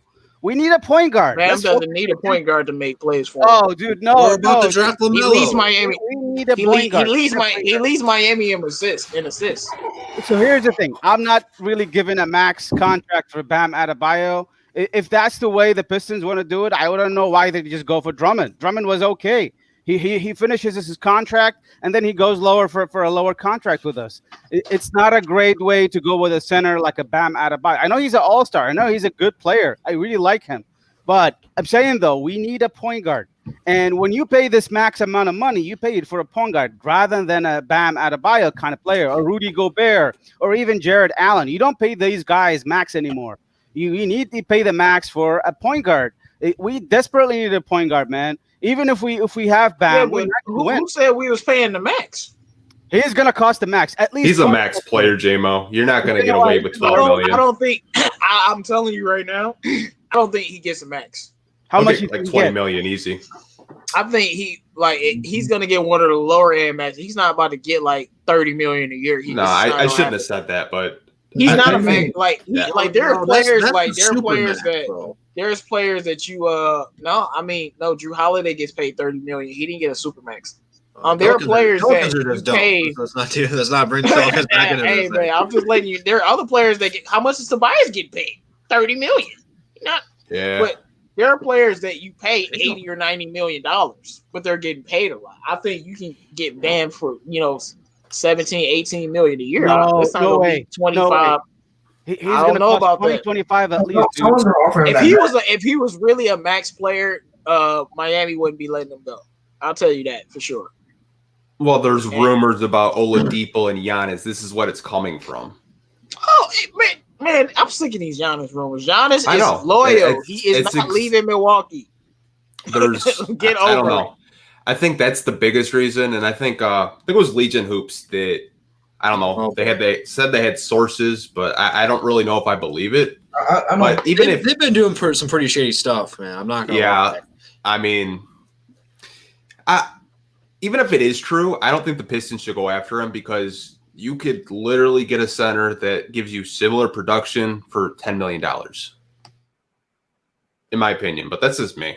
I don't know. To me, he's probably going to cost you 15 to 20 million, and you could see some desperate teams like the Knicks, the Hornets, teams like that to overpay for him because they think, oh, he's putting that production up in Miami. He could do the same thing for us, but he probably won't. Got to focus on guards. I disagree with that. He's been the second best player on their team all year. Yeah, but literally, he leads them. He leads them in assists, man. This guy's a different kind of player. Okay, let's do this. It's their system. Bam was on the Pistons. Would he have the same production as he does in Miami? He is the system. That's what I'm trying to tell you. Look at Miami. I just watched him play today. He's a centerpiece of their entire team. I know. I get that. But that's why Pat Riley plays very well. That's why they're really good because their system, they show the positives of the players. They don't show their weaknesses. There's a lot of players. Kendrick Nunn's, Robinson is really playing good. He's like a great player. Right? He's better like. Yeah, but I don't think Bam is playing any less if he plays for the Pistons. I think he's doing the same exact thing. I don't think so. I think he'll get worn out in 3 months. Yeah, Casey will kill him. You got to look at Miami's core though. Look at the shooters they have. Look, they have a star in Jimmy Butler. We don't have any of that. We got shooters, and we got a star too. What are you saying? We don't have a Tyler Hero, Duncan Roberts. We have Luke Kennard and a hobbling Blake Griffin. That's all we have. First of all, Luke is better than both of them, and we still have Svi Mykhailiuk. So what are you talking about? Svi and Luke definitely compare to Duncan Robinson and Tyler Hero for sure. The percentage averages 10 points a game. Like Hero's averaging 13, Duncan Robinson averaging 13, Luke is averaging 15. Svi is averaging 10. And they're elite shooters. I don't know what's the difference between those four players. It's just Miami's culture, their coaching system. It's just it's a better situation. We couldn't have that in Detroit. It'd be like if we tried to copycat what Miami's doing. It just wouldn't work. I don't know what you're talking about. Bam's skill set. Go ahead, Carl. But Bam's skill set, to me, it's not really a system thing about what he does. I mean, the dude, he's awesome on both ends of the floor, man. Like he can play defense. I mean, he's solid on offense. I mean, he literally leads his team in assists. Like I was gonna say that, but Jalen said it for him. But he leads his team in assists, and he's just a very solid player. I mean, I don't really. I think I personally don't. I don't think Miami's gonna give him up personally. I mean, they drafted a guy and he's playing exceptionally well right now. And last year, I mean, they showed that they wanted that they really valued Bam because they were able to they were able to give Bam more minutes, even though Whiteside, who showed a bunch of promise in the past, they said forget Whiteside, we're giving Bam minutes. So I think they really trust Bam. I think I think they're going to keep him. I don't think they're going to give him up. I don't think they're giving him up. I mean, I don't want him here, man. No, I'm taking Bam here every day of the week. And I'll take Bam. I'm taking Bam over Christian Wood. The reason why I'm taking Bam over Christian Wood because I feel like Bam would be a better fit just for Blake Griffin's sakes, because Bam he's going to be because Christian Wood and Blake Griffin starting together. That's not. I think it would be better if Bam starts with Christian Wood because Bam is going to give him more defense and he can still give you some offense as well. And I think he's more proven than Christian Wood as well, and he's younger. So I think that would be a better fit for the Pistons personally. Well, of course, if it's Bam or Christian Wood, I'm gonna take Bam. He might cost a little bit more, but like he's not even in his prime. Actually, he's only been in the league for a few years, so he hasn't even. Would I pay him? Yes. Because after Blake is gone, who's on the books? Dude, we just got rid of Andre Drummond for he's taking $20 million. We could have. Well, it's people right now that think Bam Adebayo is. It's a lot of people that think he's better than Andre Drummond. So I don't know, dude. Drummond outplayed Adebayo multiple times. He really showed his ass on Andre. Sorry, I'm using the bad word. I'm just saying, whoa. He showed his what? He killed Adebayo a few times. Well, when he was the rookie, we talking about now. Whoa. Talking about now. Not now, but a few games ago. Like right now, who are you taking, Andre or Bam? Taking Bam right now, Bam is the better player. Everyone's going to say Bam. So what are we talking about? So that's why. No, I'm just saying that's why you pay Bam money because now he's not a great shooter, but at least he can shoot. That's why you pay him $20 million. You don't pay $20 million to centers who can't shoot. Rudy Gobert. I'm not that much of a fan, but he has an extremely great impact. So you might pay him, but that's like the only non-shooting big that you pay. Bam isn't just a non-shooting big. This guy's leading his team in assists, bro. And he can dribble up the court, amazing on defense, can score 16 on offense. So that's why I would pay him $20 million because now we got a cornerstone to build around. Now we don't have to go draft a center, and now we don't have to find one. Now we have our center, and then we still drafting the point guard. So it's not like that. And then you got Luke Kennard. You still got Sekou. Getting Bam, it literally completes our team. Look, you got your center. You got Blake. You got Sekou. You got Luke. You got our point guard or Derrick Rose. Getting Blake completes our team for this year. And once Blake is gone, it's still good to have a cornerstone because I'm looking at the contracts. Only guys you're going to be paying if we paid him is him and Luke. If we keep Luke, we're not paying nobody else. Blake off the book. Who are we paying? So then that's when you can start to build the team. It just feels like it would be going to. I know Bam's not. Bam's better than Drummond. We can all agree with that, right? Yeah. No. Yeah. I feel like we could still compete, but we wouldn't be. We maybe like a fifth, sixth seed, maybe if that. So you feel like we could get by, is what you're saying, and not have to spend money on him, is what you're saying? No, what if we don't draft Melo? What if we don't have a point guard? I don't disagree with what you're saying, but let me ask you this. This is out of left field. Let's say we get to pick. Let's say Melo's gone. Let's say Edwards is gone. Let's say Killian Hayes is gone. Let's say Obi Toppin is gone. Let's say Danny Avdija is gone. We sitting at 7. We take James Wiseman, and let's say in 4 years James Wiseman is a beast, and he lives up to everything. That's you're talking about a versatile big that can shoot and play defense and is good on offense. You're gonna have to pay him eventually $20 million. Yeah, that's true. You're gonna have to pay him because he's gonna be in the lottery as well. And I'm just thinking about it. Of course, you don't have to pay a star center. You never have to pay a star center if he's not good enough. You don't have to pay him. But I'm just figuring if we do have one of those centers whether it's now or 10 years from now, you gotta have to pay him money, and if Bam is available, we got to jump on that. Oh yeah, I agree with that. What you think about that, Drew? Look, you want to say something, man? No, go for it. Well, I'm my whole thing about It is centers what it is. throughout the course of NBA history need a pass first point guard or a point guard who needs to be double teamed off the pick and roll. It's like being a wide receiver in the NFL. You could be Jerry Rice talent, Calvin Johnson, Randy Moss. If you don't have a quarterback who can get you the ball, you're not going to have as good as numbers as if you have a Tom Brady, a Drew Brees, Peyton Manning, and some of the greatest of all time. You need those players in your point guard spot. Someone like Jason Kidd, Magic. You can throw LeBron in this conversation because he plays point guard. If you don't have someone who can play make for you down low, it's not going to be worth your money. Now he is different because he can shoot threes. He can pass the ball. He's different. Andre didn't have nearly as much of that in his game. He needed a point guard to be able to give him the ball. Right now, we really don't have one. Now, if we get Melo or Killian Hayes or one of these point guards that we're really high on, then go for it. But to pay someone that kind of money when you don't have, can get him the ball. you can't really invest that into a center. Go out there and go trade for a point guard, then do it. Yes. That's really what you need. The point guard, it should be the Pistons' top priority. You have to get a point guard this year, whether if it's through the draft, trading for one. You need to start this rebuild, retool, restoring, whatever we want to call it, with the point guard. You can't just go straight into the center, or else we're going to be right back to where we were, and in 5 to 8 years we'll be tearing it all down again when it doesn't pan out the way we thought it did. Yeah, but Bam Adebayo and Nikola Jokic aren't regular centers. So they aren't. They are specifically the centers that make plays for themselves. Like literally, those are the guys. So when you're talking about our team, we would have a point center, we would have a point forward, we'd have a point guard. So I think that could work. But I'm all right if you don't want to pay him that much. But to me, I mean, he's worth it.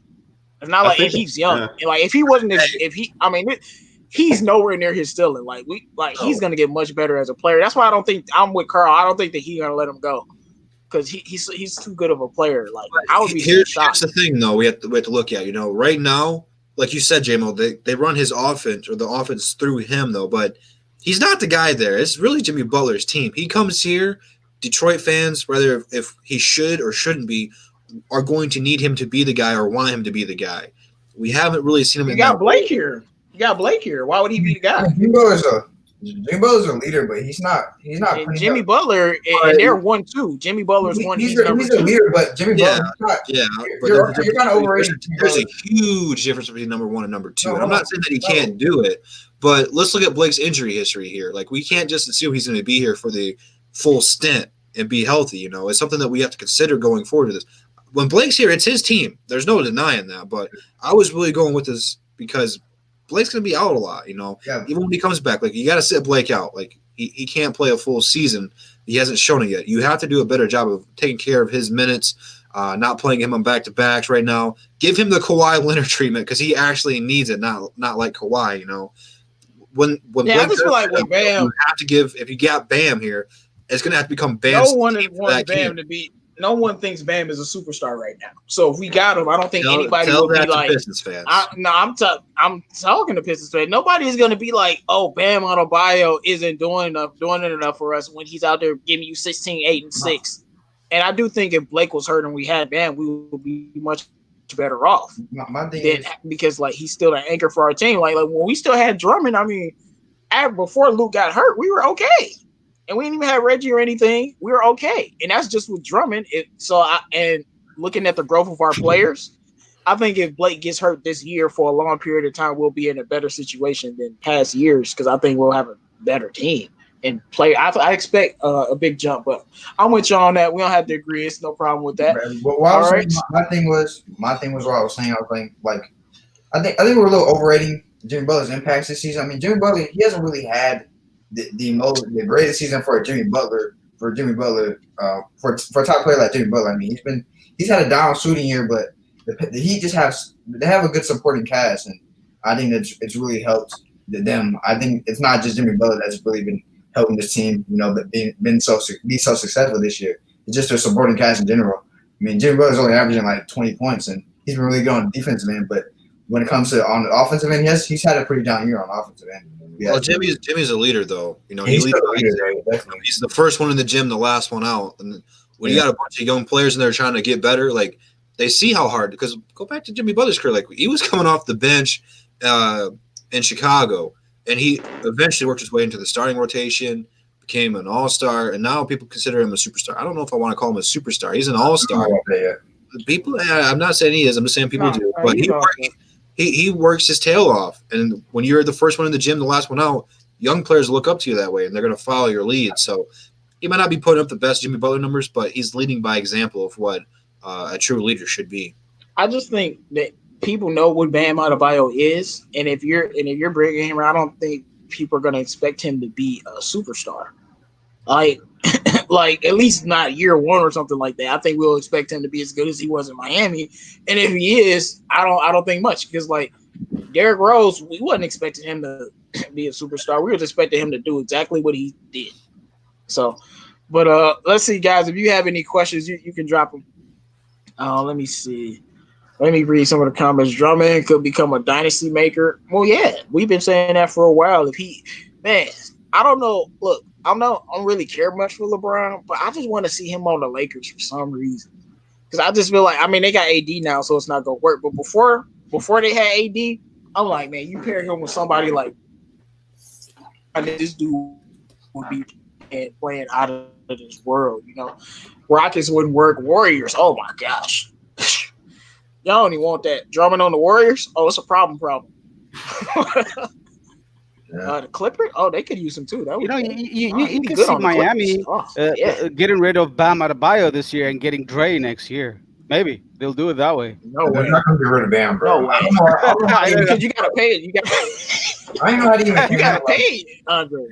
But it's Dre is not going to cost as much as Bam Adebayo. Well, I don't know. He's going to ask a lot of money. He's going to ask a lot of money. Bro, but Bam's not going to leave, bro. I don't even know how that rumor came up. He's not going to leave, man. The rumor came out because there's some truth to it. It's some truth to it. They want Giannis. But once Giannis can go there, though, we're not going to have to worry about it. So you already know Pat Riley is not no small game player. That boy is a big game player. You know what I'm saying? If he want Giannis, he like, I don't care who I gotta. I'm getting Giannis. So I'm not saying he's gonna get him. But if the reason for letting Bam Adebayo go is so you can get Giannis, I'm with it. Look, if Milwaukee gets bounced, say Milwaukee doesn't go to the NBA Finals, say they get bounced out or something. Yeah, it's gonna take a lot.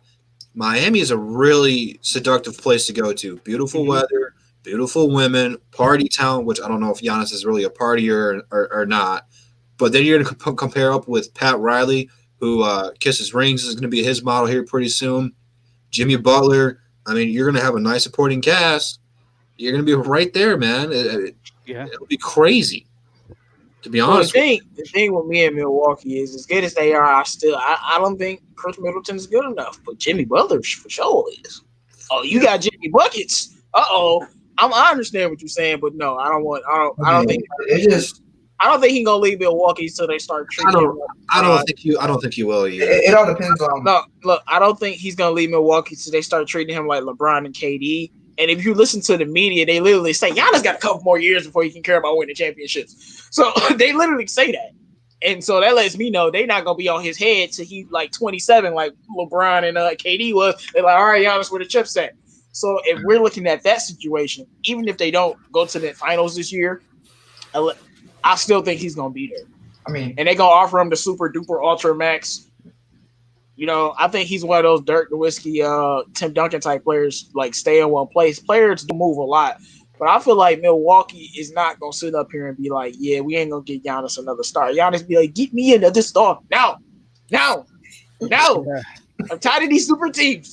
Like, get me another star. Now they're going to be like, Giannis, please don't leave. We'll do whatever you want.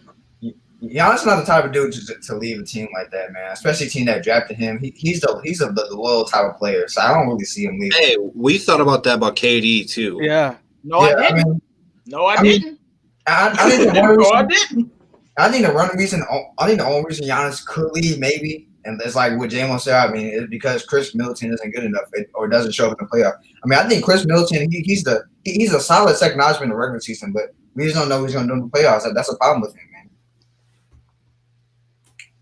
So if he does well in the playoffs, I don't think there's a chance of Giannis leaving, man. There's no chance. No, but one thing with Giannis is those players that are, I would just say, built differently. He's built different, And man. like LeBron, KD, I'm not surprised that they did what they did, and I'm not saying that's how they're built, but I'm saying they're not built in a way to where you think there's no way they will leave. Like, only reason Westbrook left OKC is because of what they management did. They traded away Paul George. Like, you want me to still stay here? Otherwise, he would still be on OKC right now. They didn't trade Paul George. Even if Paul George left in free agency, he would still be there. But Giannis is the same type of player. Until the media starts blaming him for not winning chips, he's not going. I'm not saying he's not going to care, but I don't think he's going to feel the pressure to leave because, that's why KD left. So he don't want to take that pressure. It is what it is. I feel like Giannis was going to leave somewhere else. One of the reasons that KD left, is he wanted to be the best player in the league.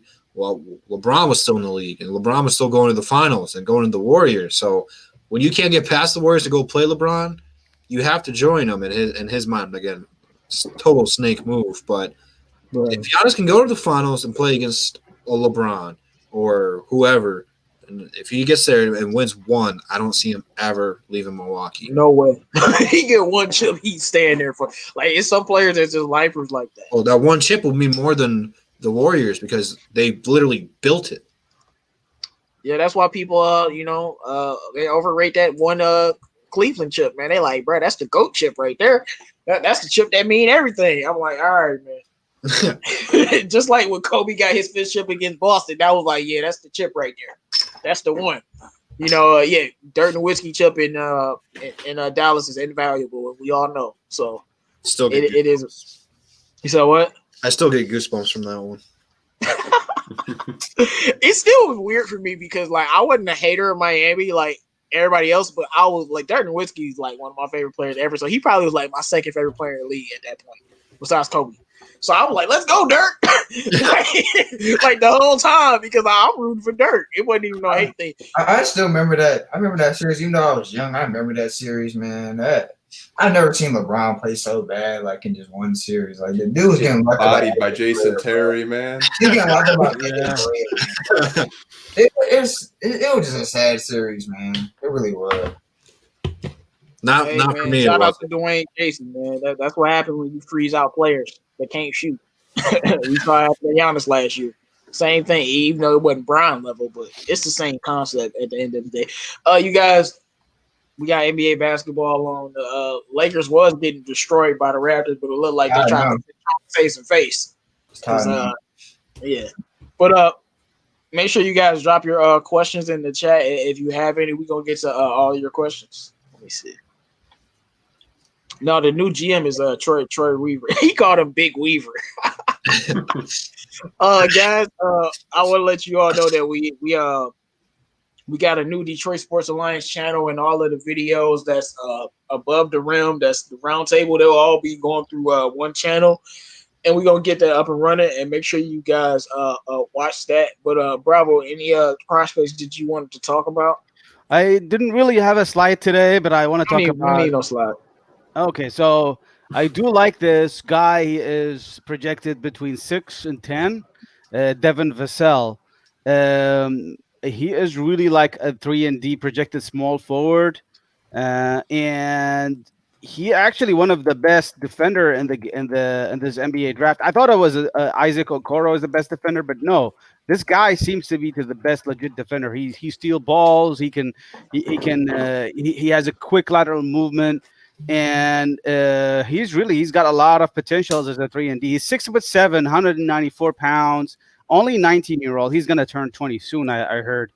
And I think he plays for Florida State. Mm-hmm. He's small forward, like I mentioned. He can play a shooting guard, too. He's got nice, really shooting game. He has like a project. He shot about 41% from three. So he's a good shooter. Field goal percentage of 49%. He's a really smart guy. I read a lot about him. and he played about 28 games for the Florida State. I heard he's averages 12 to 13 point a game, and he is projected to be a 41% free 3-point shooter in the NBA. He really steals the ball a lot. He's averaging almost close to 2 steals a game, 1.8 to 2. He can block it. The only thing about him is he doesn't really dribble the ball. He's not a guy who can dribble the ball very well. He doesn't know how to really try to like take on other players. So I don't think he can. You can give him the ball. He can catch and shoot guy, or maybe pass the ball and make a small pass. He's one of those guys. I think he has a really good potential, but I can see comparison to Trevor Ariza as a really good player. He sounds like close to him. He's a good defender. I don't know about other players I can compare. So you looking at him if we get screwed over and end up with the 12th pick? Yeah. I know see Kent Bazemore in him more than Ariza. We cannot land at 12. We only can land 9th as the lowest. So by the way. He's a nice player. I think he might be a better player than Isaac Okoro. Okoro is really athlete, man. But this guy is still like a really good player. I mean, I kind of feel like he has a high release shot when he shoots the ball. If you watch his game, but nevertheless, I mean, I'm considering this guy if we really have out of options. Yeah, I mean, I'm pretty familiar with this guy. One of my friends is a big Florida State fan. He always used to brag about this guy every freaking day. He used to get on my nerves. But anyway, this guy was a very he's a very good 3-and-D player. He's one of those guys. I mean, he's not.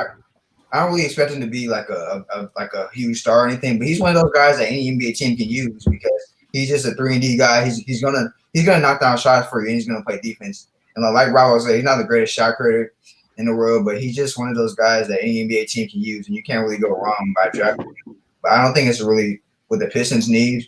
So I mean, when it comes to Pistons fan, I don't think he's a really good fit for the Pistons, but he's just one of those guys that any NBA team could use. That's why his stock is so valuable, so high to me. Hey, he said Benjamin Post said Trevor Ariza next topic. Hey, bro, Trevor Ariza was nice coming out of high school. That boy was nasty. Trevor Ariza, man, he's a valuable. Trevor Ariza, but he might be washed now. But out of high school, because I think he came straight out. He was a problem. He was a problem. Young Trevor Ariza with Kobe, great role player, man. Trevor Ariza has been a valuable piece to a lot of teams, man. Like those Rocket teams with James Harden, like he was a very valuable piece of those teams, man. Well, what do you think about Pistons Talk, Drew? What do you guys think? It reminds me of Kent Bazemore and a Kelly Oubre, like a combination between those two. But why did you name two players that don't play D? He plays D. No, he's Kent Bazemore plays D when he was younger. That's the kind of player he's going to be. Like, not now. Like when I was watching highlights, this guy like nothing but catch and shoot, but he's got Spurs written all over him. He's so smart. Like he will not take a bad shot. No. Like if he thinks that I can't make it, he'll just pass it. Like it'd probably be like the safest pick for a team looking for a shooter. Yeah. But he's a really good player. What do you think about him, Drew? I don't know much about him. Okay. I'm not liking what I'm hearing. Don't draft him. I mean, so Bravo. I'm gonna hype you up as a scout expert because I'll never forget the day he came on here. It was like, it's this guy named Sekou Doumbouya, and I straight up was like, Bravo, if you don't get on with all of these foreign players, I don't want to hear about nobody I can't pronounce. And now we see how nice Sekou is. So Bravo, who is the Sekou for us for this draft? That unknown player we ain't talking about that is real nice. And when you say Danny Avdija, please tell them why. What was the question? I didn't understand your question. What is it? I said, who do you think is like the Sekou of this draft? Because you were really high on him, and a lot of people didn't know how good he would be as a player. I mean, really. So this draft, if you think the Sekou of the draft, the best player, steal of the draft, I think is going to be Kyra Lewis. Yes, sir. I think there's no one else that you can put in their category. There's another guy really, really good. He's going to be like a good player, I think. Aaron Naismith. This guy is a great shooter, man. He's going to be a lockdown shooter. Watch him.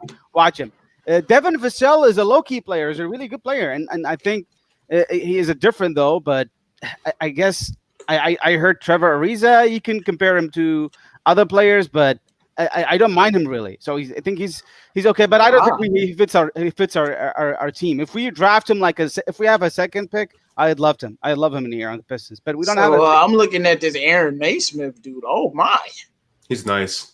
Wow, like at 23 points a game.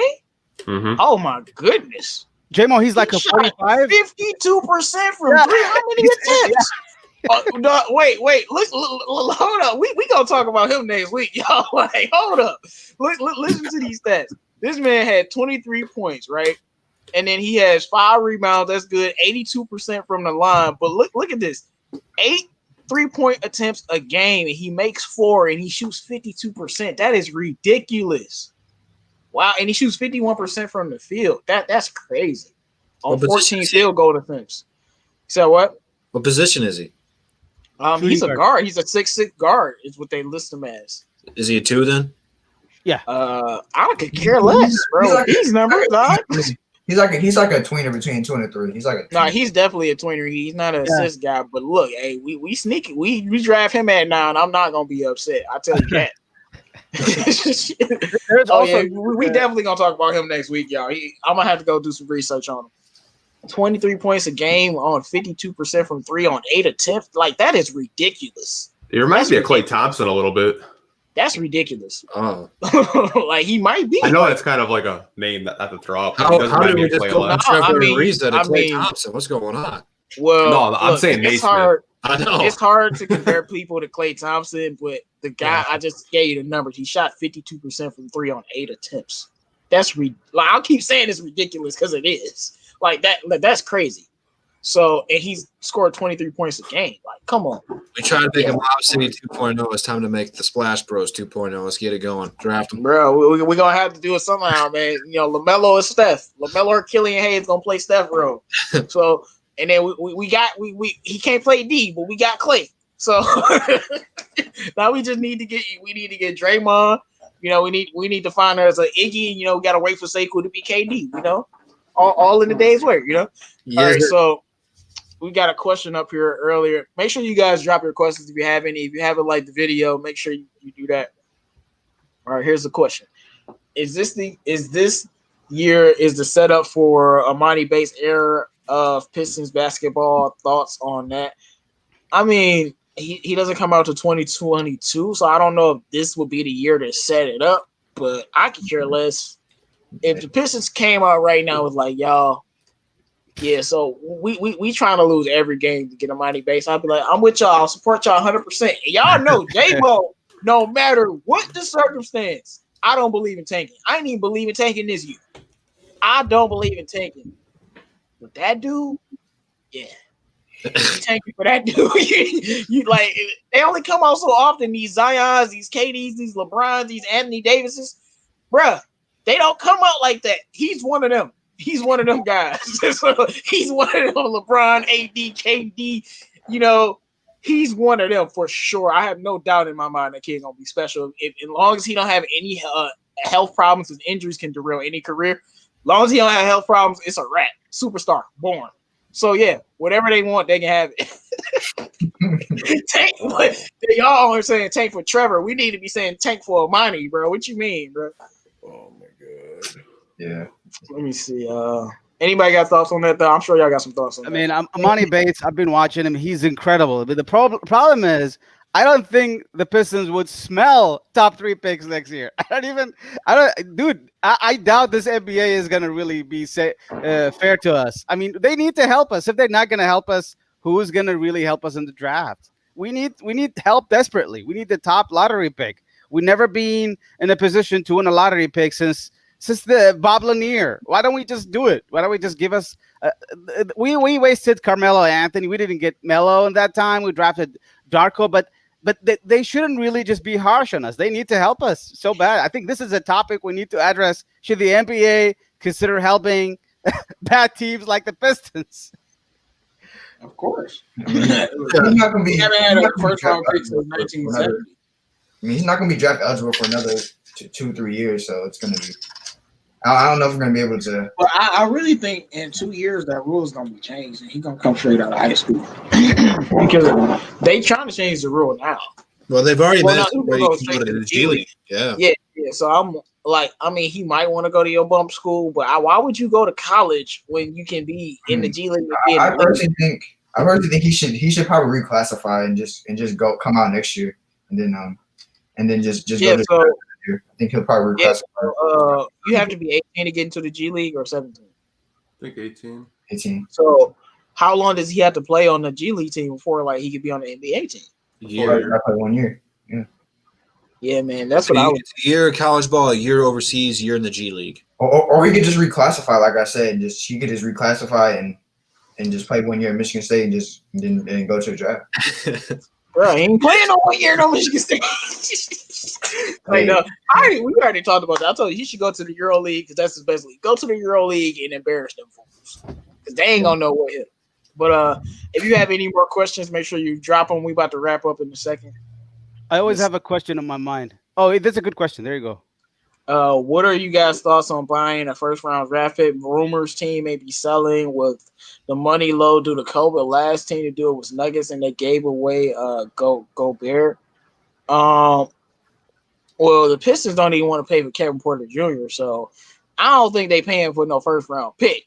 But yeah, of course, you know, if I can get Melo and any other player, great player to pair with him, then I'm doing it. Yeah. If you get another mid to late first round draft pick, I think you get your point guard one and your center the other one. I feel like you'd have to take a bad contract just to get a first round pick, though. Mm-hmm. I might be willing to do that though. Yeah, I mean, if you get like, I mean, we got the room. Yeah, I mean, Like Blake is literally the only contract on the team. Like nobody else is getting paid right now. This is Tony Snell. I'm very upset with the way the Drummond situation went. But the reason we got rid of Drummond is one, because the Stan Van Gundy gave us Blake and we kind of got screwed there. And two, they like, we're not gonna be playing all these people. We're gonna wait for Blake contract to be up. Everybody gonna be off the books. No Drummond, no nobody. So I'll take a bad contract in a second to get another first round pick. I know the Hawks did a lot of that last year. Man. They took a lot of bad contracts, but they had hella draft picks last year. Yeah. And I mean, they got Cam Reddish. Yeah. And I like Hunter too. And we know what Trae Young is about. And John Collins. Yeah, they got a good core. So it's working out for them. And I think it will work out for us. What do you think about the CA3?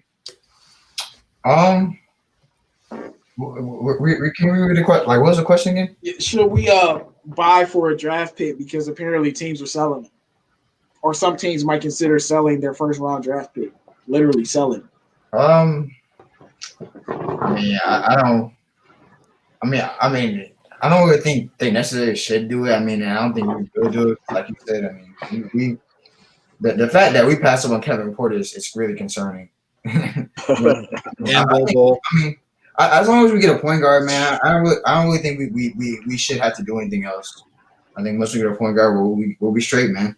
That's all I want and need. Well, if it's LaMelo, on which you at Pistons Talk, I don't know how long you've been watching the show, and they can tell you when I tell you I was like the highest on Carson Edwards, KPJ, and Bobo. I was like, these dudes is gonna be great play, and I was hyping him up for months. And I'm like, the Pistons gonna get one.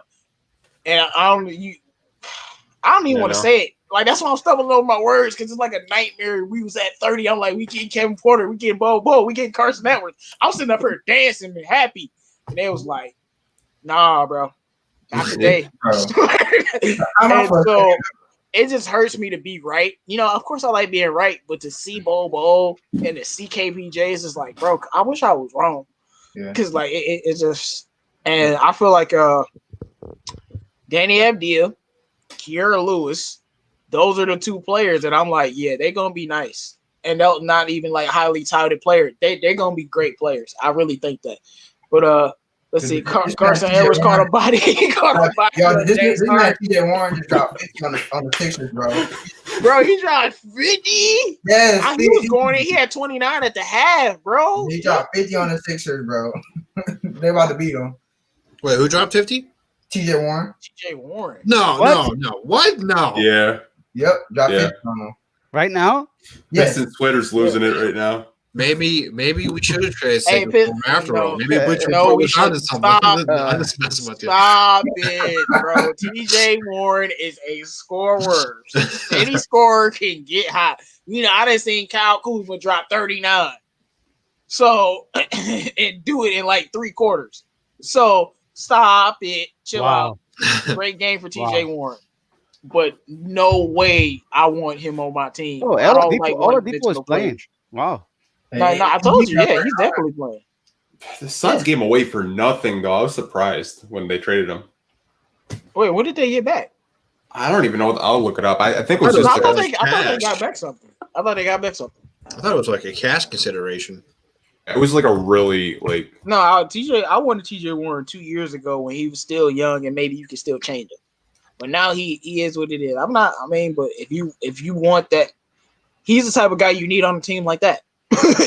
A guy that can score. That's the type of guy that they need. They got him for a second-round pick. Wow. That's a steal. That's a steal. Well, see, this why I bought with Devin Booker. I'm like, I ain't taking this money from y'all. Like, I know I want to be rich, but I'm gonna just go somewhere else. But it's hard to tell a grown man, say no to $80 million. You're like, yeah. But wow, that's crazy, man. Embiid at 39. Hey, he's Embiid, but this is why the NBA is back, man. It's exciting just to talk about crazy things like TJ Warren and have crazy Pistons fans overhype TJ Warren. Like the moment you said they were going off on Twitter, I'm like, just like Pistons fans. Every time y'all see a shiny thing in the dark, y'all think it's a diamond. Like, stop it. It's mostly you know what? Matter of fact, let's talk about it. Should we get TJ Warren? Let's go. Does anybody think we should get TJ Warren? Y'all won't be like, he's nice. He could drop 50. Maybe 2 years ago, but no. I mean, he's gonna be a temporary fix. He's not a permanent fix, man. You got Sekou. Let him develop. He could be 10 times better than TJ Warren in a couple of years. Oh, snap. Embiid starting stuff with his own teammates right now. I know. Him and Shake Milton are going at it. You love to see it. Bro, honestly, I'm sitting up here watching the Lakers game. Oh, wow, that's crazy. So him and Shake Milton is going at it. Why is he going at it with Shake Milton? Shake ain't did nothing to nobody, bro. He's just trying to fit in. Dude, I really think Embiid wants out. I really do. I don't think he wants. Yes, he wants out. He wanted out from the start. They don't, because I tell you this about Joel Embiid. He's a big talker, and when you with a fan base like them, like Boston, like us, like LA, like New York, and you talk like he does, results, and you ain't been nothing but hurt, and like I love Embiid as a player. I'll take him any day, but when I saw that game, because he's had good games against Giannis, but when I saw that game against Giannis, and it was this year, and we just watched Giannis just like take his soul the whole night, just dunking on him, babying him, and then that's when Shaq was like, "The little baby is so, you little baby," crying, and I'm like, that's a problem. But all of this craziness is why Joel Embiid wants out, and we need to offer him a contract right now. I mean, Embiid did do Giannis dirty on Christmas. I'm gonna be like, he's played good against Giannis, but he did do that game was a little bit. Giannis has never not played good against Joel Embiid. Giannis made everybody cry last year, though. He had a bad He was making grown men cry. No, this wasn't last year. This was this year when he played. Oh no, I'm just saying. He was getting his revenge. No, that was one of the first games of the season. He played like trash on Christmas Day, bro. I'm gonna be honest with you. He played like trash. Man, now you gonna have me go look it up, guys. Make sure you drop your questions. We about to wrap up the show anyway, man. It's been a great show as always. It's Free Spunk Saturday. We enjoying the NBA, and I'm just glad that it's back. We got some competitive games. We got TJ Warren out here trying to look like he the GOAT, but we know it's just a fluke. But I mean. Yeah, so it is what it is. But let me look at some more questions. So I'm looking at 18 and 14 and 7. I mean, that's not that bad. But he shot horrible from the field. That's the thing. He shot horrible from the field. Look what he shot from the field. Trash. For Giannis, at least. For Giannis standards. Oh, make sure you guys subscribe to his channel for Lions content. One Pride Nation, man. This man, TJ Warren, dropped 53 points. Bro, no, they should be ashamed of themselves. Yeah, If Philly. I'm TJ Warren, bro, I'm talking smack against Philly every time, bro. Let's see. NBA draft rumors. Anonymous exact thinks first round picks will be for sale. So yeah, so we did just answer this. Seemed like you had the same questions. Yeah, I'm paying whatever amount of money for first round picks to help build the squad. You mean buy the first round pick with money?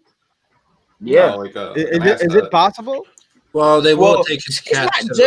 not just money, but it's like I don't know the value of these picks, but it's like No, I don't know the value of the picks, but it's like I'll give you $2 million and a player, and you give me your first. Well, cap's Something going down like too that. because of COVID. So I don't know not how gonna be much it's a going to cost though. I don't even know if $2 million is viable, but it's just something like that. Money on top of a player so they can get the pick. I'm really curious to see what the cap's going to be, because now the NBA look at the court right now. Who's all watching the Lakers Raptors game right now? Look at the court. Like you got their the Clippers one had like the Bumble logo on the side of the court. Like you're getting advertisers on the court. That's money. Now you're on national televised games. We're on ESPN right now. That's more advertisement, airtime, ratings, all this stuff that you've missed out on. So I'm sure they have calculated this, but like Pistons Talk said, it's like it grew 3 times as much. So it's going up. Revenue is going up. As long as they can stay healthy and keep the things going on, come finals and playoff times, I think it's going to take another jump, another leap. So I mean, that's all stuff to take in consideration here, because I don't think they counted on it doing this well. I don't know. Well, I mean, if it was going to do this well, if we had NBA in 4 months, of course everyone's going to be watching. I mean, I bet you those scrimmage games was higher rated than some NBA games, because like it's basketball. Especially you got the Lakers playing, you got Zion playing against the Clippers. Of course, the ratings are going to be off the charts. You got Giannis and the Bucks against the Celtics. So I'm with you. But all right, guys, I don't see any more questions. So we're gonna wrap it up. I got a question always on my mind. I posted it in the chat in here. What kind of players you guys think that Troy Weaver would select? What kind of like characters on the players? Nah, I just think he's gonna take the best player. You think so? And yeah. And I think whoever we think is the best player at that point in time is who we gonna take. Whether it's Wiseman, whether it's Toppin, whether it's LaMelo, whether it's Cole. Let me tell you I don't something. know what they think about Kira Lewis though, but hopefully he takes him if we get to like 9 or something. But I think they take the best player available. So here's the thing. You remember OKC? They drafted Russell Westbrook. Everybody was controversial. Why did we pick up Westbrook? Ended up picking up Westbrook.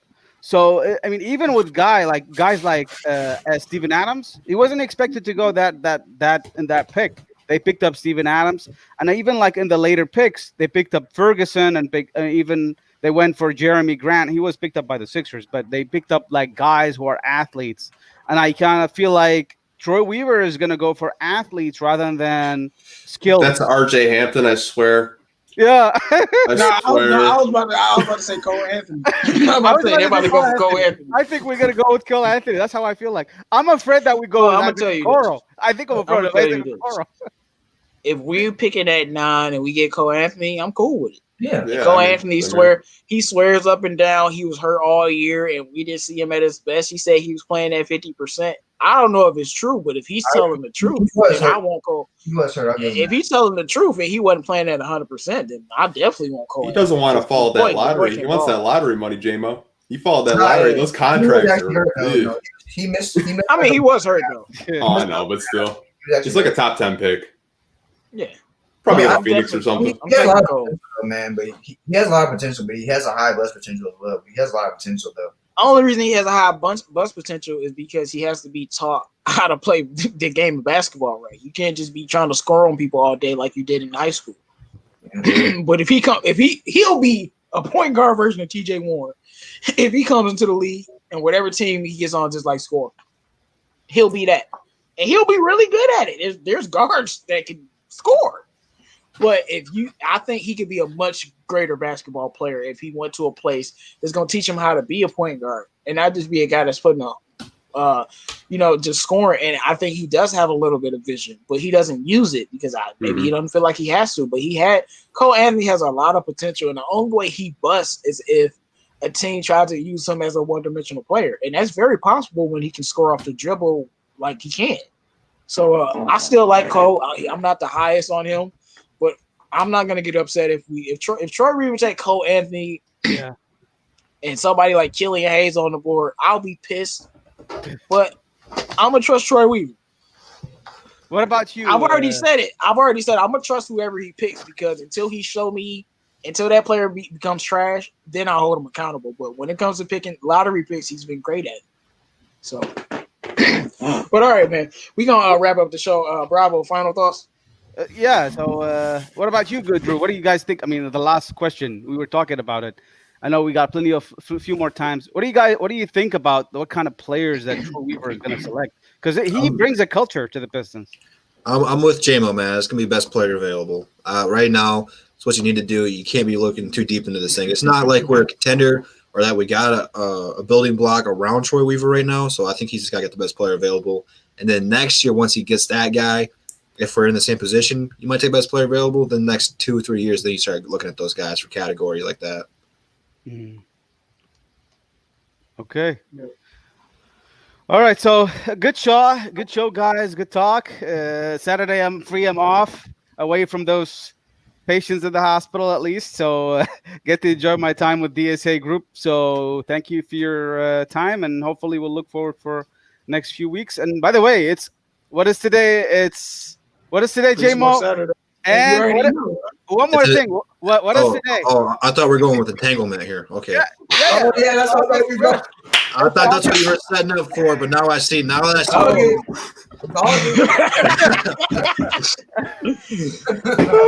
Today is August 1st. It's the NBA lottery draft coming up this month. I thought you were setting up for Free Smoke Saturday. Oh, man, I did not. That one it's all good. So I'll leave the mic for you guys. Oh my God. Go ahead, CA3. Final thoughts, man. It was nice to be on the show. Like normal, you just talk some basketball. Even though I missed some part of the Lakers game, it was still fun to talk to you guys. I'd rather talk to you guys than watch basketball sometimes. I mean, all the time, of course, because you guys support us, man, and we appreciate all you guys' support. And I can't wait to be back on here next week to talk some more basketball and talk more Pistons. All right, we got August. He says, check out JD Davison. We gonna see. I think he's in high school still, isn't he? No, I'm not. He is in high school. He said that he might come out if he thinks he's gonna be a really good player. I'll look into it. All right. Final thoughts, Pistons talk. It was fun talking some Pistons basketball. Didn't get to talk about your Pelicans though, but. It was, oh no, we talked about him. Alvin Gentry is garbage, and he put out one of the worst rotations I've ever seen. I've seen some bad rotations this year, but that's the worst Pelicans rotation I've seen all year. I swear. That's all we're talking about. That's it. And Russell Westbrook is the GOAT. Stop hating on Russell. Dub City. They call I got Luka for the GOAT, but that's just me.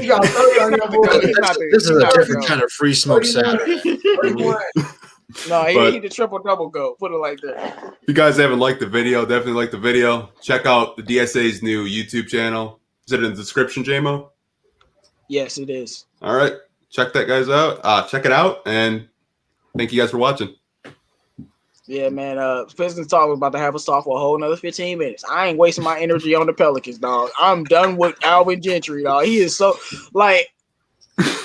Sure, man. Do I need to name the rotation, bro? Do it again. It was, and I like Josh Hart, but this is with Zion Williamson. It's Zion, Josh Hart, Frank Jackson, Nicolo Melli, and then you had JJ Redick. Who is the point guard? They're tanking for that Frank draft Jackson? pick. They're trying to get Melo too. They're trying to get Melo and Joe on the same team. Man, Frank Jackson got injured his rookie year, so technically he's a rookie.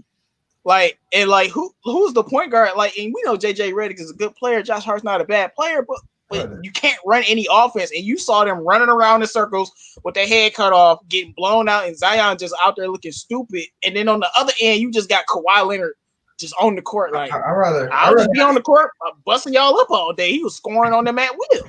I'd rather have Nikhil Alexander. I'd rather have y'all put Nikhil Alexander Walker at point guard than freaking Frank Jackson, bro.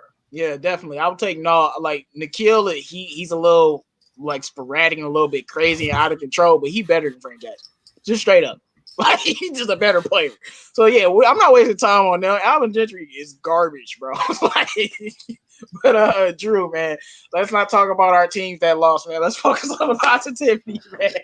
What's your final thoughts, bro? Man, I'm just glad basketball's back, man. It's been so fun, entertaining to watch. Unless you're a Pelicans fan like J-Mo, I know that's been tough. I'm sorry, buddy. But basketball is back, man, which means for all the Pistons fans is we're one day closer to having Detroit basketball back playing, which also means we are one day closer to finding out what spot the Detroit Pistons will have in the draft, which also means we are one day closer to finding out who the Detroit Pistons will take in the draft. So time is slowly moving, but it's moving ever slow. So make sure you guys subscribe to JMO's channel, like the video, check out the description, and I'll see you guys in the next one. And that's the bottom line because Double D said so. Peace. All right, man. As we said, all of the channels are going to be in one. So Above the Rim, the Round Table, the All Side Show, it'll be coming through one channel soon. We getting it up and running right now. And we just doing this so you guys will know about all of the scheduling, and it'd be easier for you to adapt to it. Make sure you guys like the video if you haven't already. Make sure you guys subscribe to CA3 Sports Talk and Pistons Talk and Detroit Drew and Bravo and all of the DSA members. And we do this, man. I must say, y'all, I'm glad y'all was with us through the long haul because it was a rough summer without no basketball. But and summer ain't over, but we stuck through it, and it's fun. Now everything is back. Pistons not in it, so I'm not happy. But I wouldn't even call myself a Pelican fan. I like Lonzo and Bi. That's it. Zion is a great talent, so I like to watch him play. I like Lonzo and Bi. Free Lonzo and Bi. Bring him to the Pistons already, so we can get LaMelo. And we got to take Jello. I'll take him too. He can shoot the ball. But still, free Lonzo and Bi. But as always, man.